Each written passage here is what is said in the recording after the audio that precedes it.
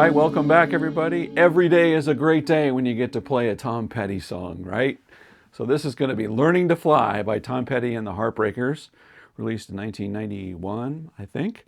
And I think this was the last of the Jeff Lynne produced Petty records, but what a great and simple song this is, yet the arrangement makes it super interesting. So I'm going to cover the acoustic rhythm guitar parts that are happening and the layered electrics that are also happening on this too. So if this is the kind of thing that you like and you haven't done so yet, please jump down, click subscribe, ring the bell. Bell will tell you when I drop new content. I do that every single week. All my lessons have chapters in them, so you can jump right to the part of the lesson that you want to see and bypass what you don't. And if you're looking for other ways to support the channel, I appreciate that. There's thanks, just like throwing a tip in the tip jar. Or even better, you can join my Patreon page where I've got chord charts and tabs for all the lessons I do on YouTube, just like this one. Links in the description, so check it out. All right, so Learning to Fly. So first of all, this is standard tuning. And like with many of these songs from this era, like the Tom Petty albums, the Traveling Wilbury albums that are produced by Jeff Lynne, lots of layered guitars, which is great for us, right?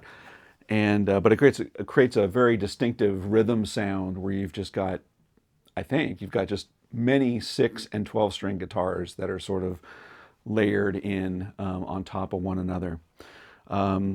So let's talk about the rhythm guitar and the acoustic that's happening on here. And it's basically, well, not basically, it's literally 4 chords. This song has literally 4 chords. There's nothing that deviates really from those 4 chords. It may linger on one of the chords longer every once in a while. But those 4 chords are F, and you can play that F that way or fully across. C, I like to do C over G, because that's just me. And then A minor and G. And I did notice on this song, it's very much the sort of three-fingered G where you have the major third. You can hear that B string going on. Whether or not they're fretting that one or they're muting it, I don't know, but that one you can definitely hear it. And when we get to that, you want to fret that G in this way because you want to be able to leave your index finger free to do some suspended stuff, right? So 4 chords, F, C, A minor, G. And the strumming pattern is very, very steady. Down, up, and repeat, right?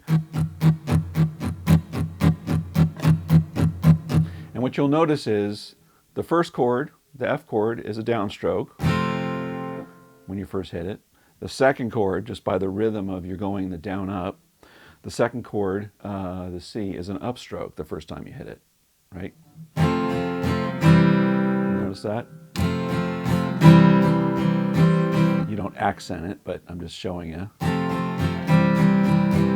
And the same thing on the A minor is a downstroke, and the G is an upstroke, right? But it's a very steady, very steady pattern that creates. It's one of the things that creates this consistent bed across the whole song.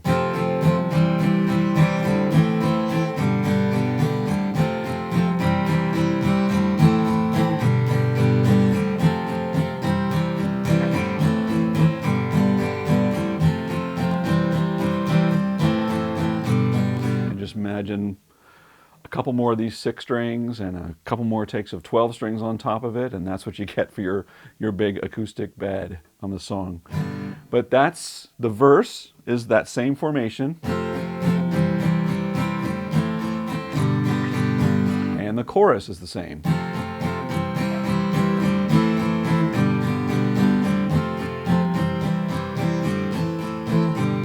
And the only thing that changes from that is when you're going into the guitar solo, and at the towards the outro, I'll show you one more place where this happens.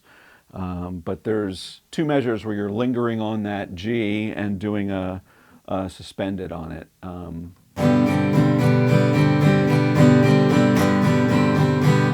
the energy sort of builds. It sounds like he's doing downstrokes there.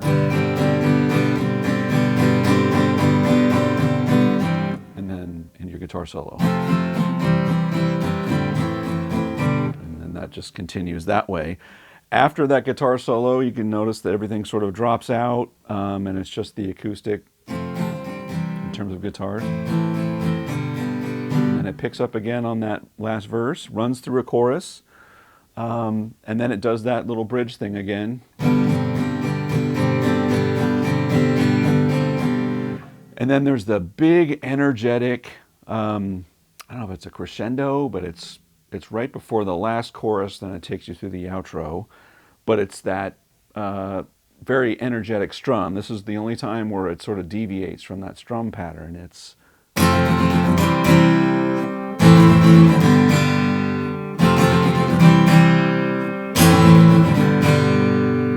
and then back into your chorus, repeating to the out. Right, yeah, so that last strumming pattern is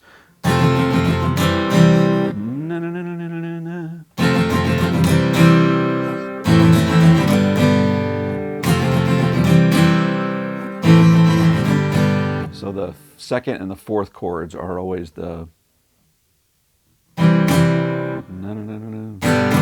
is the two, you know, is the two strums.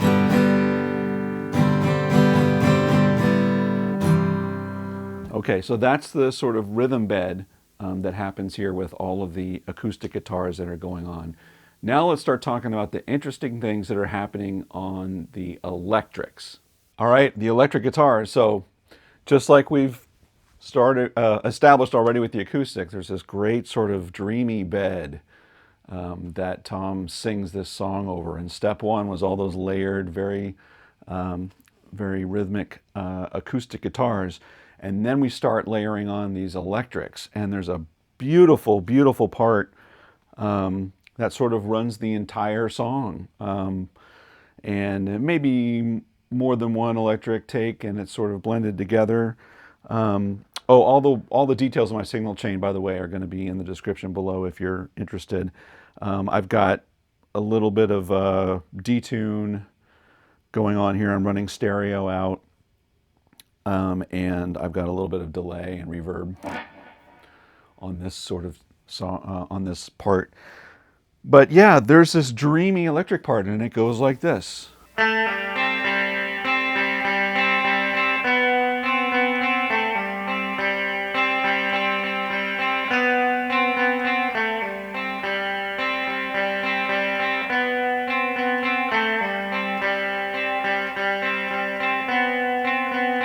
But it's played much more smoothly than I did. But that's what's happening over the... Right? It's all part of the, obviously, those chords that are happening, but there's a healthy amount of this open G string that's ringing out. So over the F, it's this part. The F to C. And then here's the C chord.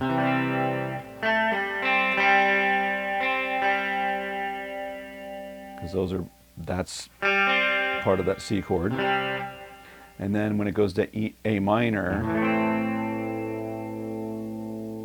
the riff changed to pivot off of this C note. And then the last chord is a G. And they get that this great effect by having these two notes ringing, sort of bouncing off of each other, that are one half step apart. That whole thing.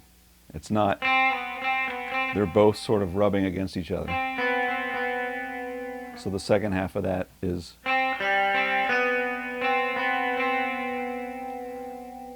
So it's a pretty big stretch. Let me do it again.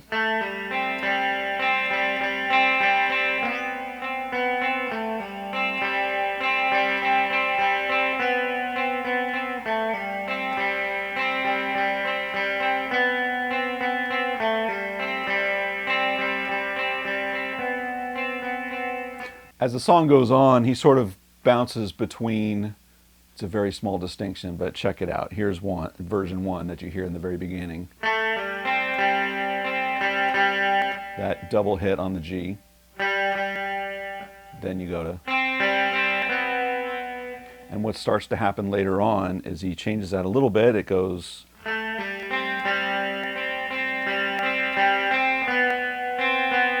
that double hit is on the C. Doesn't matter. You can do one or the other. You can mix them up. It's just that dreamy state that's happening the whole time.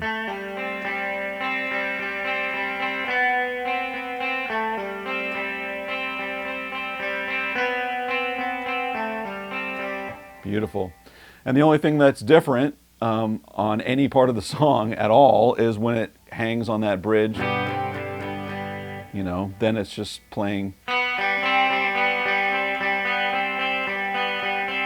just something like that when you're going into the guitar solo. So that's guitar layer 1, and there may be multiple guitars going on that's, you know, doubling themselves doing that. The other electric that's happening is also holding down the rhythm, and it's just very bridge pickup, muted, palm muted, and you're just playing the chords, and you're just playing eighth notes.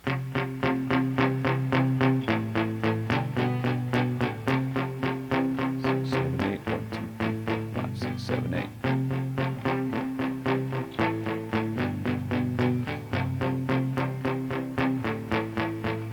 And you can play any version of that, you know, that you want. Right? There is one part that starts popping up after the after that part. From that point on, that rhythm guitar that's doing the chunks, you start hearing it do this.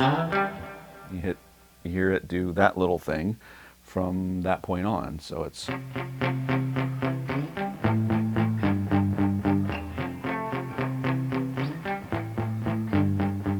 subtle, but once you hear it, you can't unhear it.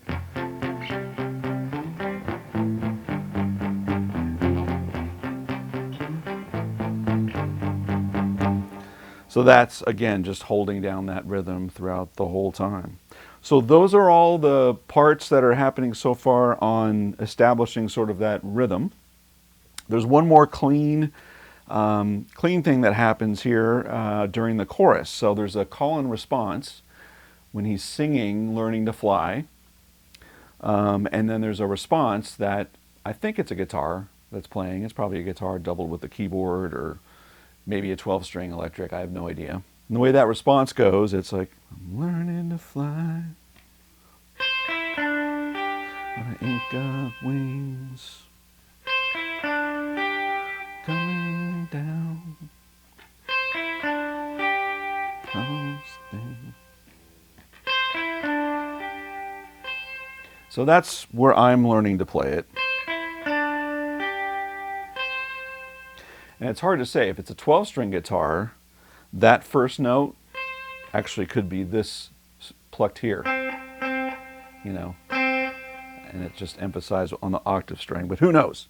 Who knows? So that's one way to play it. You could also sort of keep it all together here and do it in this way, which may be an easier way to do it.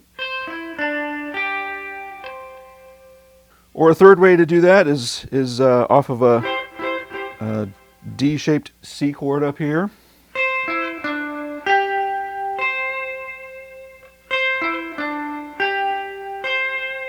But it all sounds like very trebly strings to me.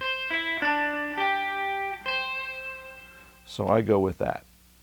Okay, so that's all the sort of clean and rhythm electric. Let's talk about that screaming guitar lead. All right, and on the guitar lead, Mike Campbell does not disappoint. And the great thing on this is a slide for most of the solo, not all of it.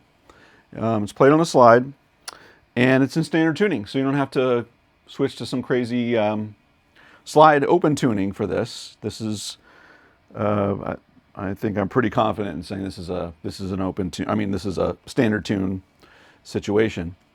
So what's happening here is the song is in the key of C.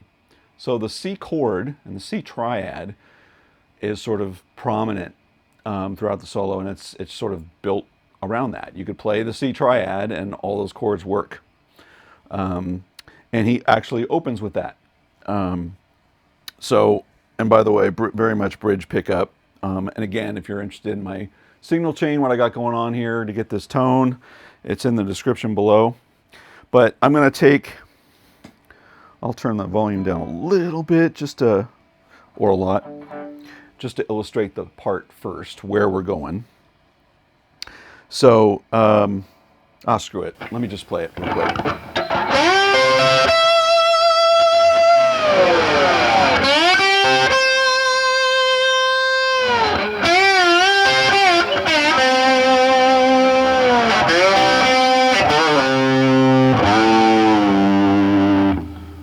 All right, so starts with a C triad up here. So you're only playing strings 4, 3, and 2, straight across on here. And there's a little bit of vibrato. My slide vibrato is awful, by the way, but it's a little bit of vibrato, and then he just drags us all down. All the way down. It's like a, and he repeats that a couple times during the outro. It's like a jet going, you know. But very much, you know, as a slide player, you're always muting strings and you want to sort of quiet a lot of that noise. But this one is, nope, you're going to hear everything.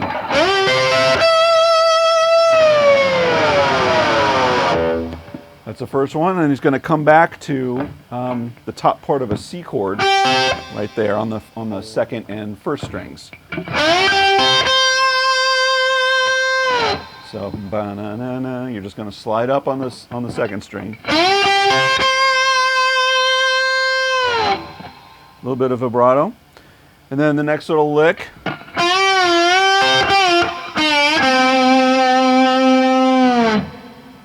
So we're just taking, again, thinking of a C chord like this, a barred C chord. Now you're taking the B string for that little first part. And then we're going to jump down here, moving from your second string to your third string. A lot of guys will do, or that's too much jumping around for me, and it doesn't sound like that to me. It sounds like it's all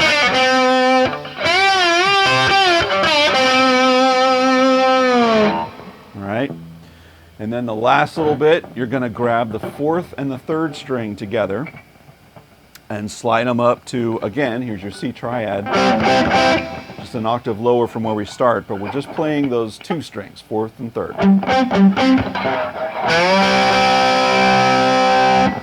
Okay? And that's the last time you use a slide. Okay? Those last little parts that sort of sound like slide, I don't think are slide. I think it's his finger. It's a different sound. But you slide up, then you grab it with your index finger.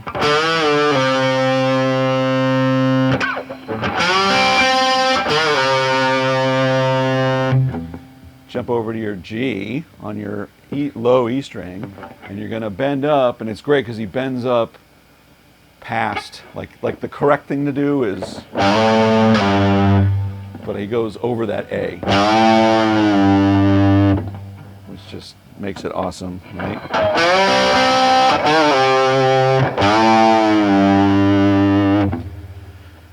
I mean, you could play those last little parts with a slide,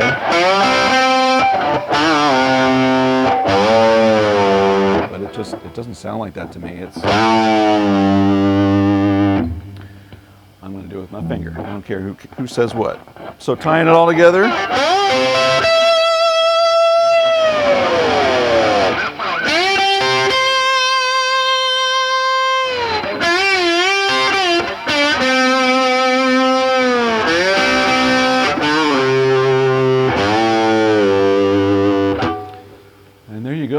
that. And that's pretty much it for the slide guitar. There's a little bit of stuff that you're hearing on the outro, you know, where it's, you know, stuff like that. And he's got the jet sound.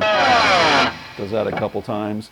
The one thing that he does do, I think it's with the slide, because it's sort of like at the end of Layla. It's the same sort of trick. But you hear that sort of bird call, chirp sort of sound, right? And the way I get that is I have to use it with my right hand. But it sounds like it's right up here around your neck pickup on the 3rd string. It's one of those. And I gotta mute the string down there. Anyway, it's one of those. It's somewhere around there, but that's how you get that little bird chirp sound. So kids, that was Learning to Fly by Tom Petty and the Heartbreakers, and I hope you learned something new today. If this is the kind of thing that you like and you haven't done so yet, please jump down, click subscribe, ring the bell. Bell will tell you when I drop new content. I do that every single week. Give me a thumbs up. That helps me out a lot. Let me know in the comments what you thought about this. And if there's another song you want me to take on, let me know what that is too. And until next week, take care, everybody.